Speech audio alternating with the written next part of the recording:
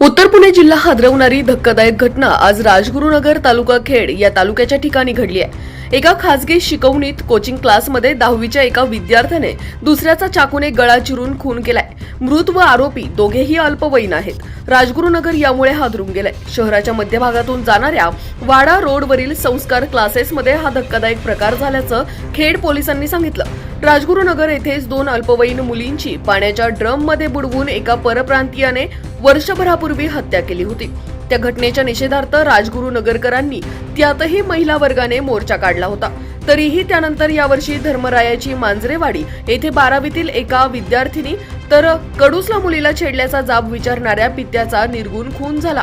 अशा प्रकारे खून सत्र खेड तालुक्यात सुरूच आहे। दिवाळीत झालेल्या किरकोळ भांडणातून कट करून हा खून केल्याचा संशय आहे।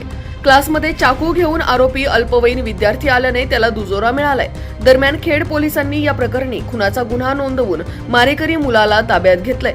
त्याने क्लासमध्ये पुढील बेंचवर बसलेल्या व बळी पडलेल्या विद्यार्थ्याला प्रथम थंडीनिमित्ताने घातलेले जॅकेट काढायला लावले, नंतर त्याच्या गळ्यावर चाकूने वार केले असे समजलंय। त्याबाबत माहिती मिळताच खेड पोलिसांनी फॉरेन्सिक टीमसह घटनास्थळी धाव घेतली। पूर्वीच्या वादातून हा प्रकार झाला आहे का याची चौकशी करत आहोत असे खेड पोलीस ठाण्याचे पोलीस निरीक्षक सुभाष चव्हाण यांनी सांगितलंय।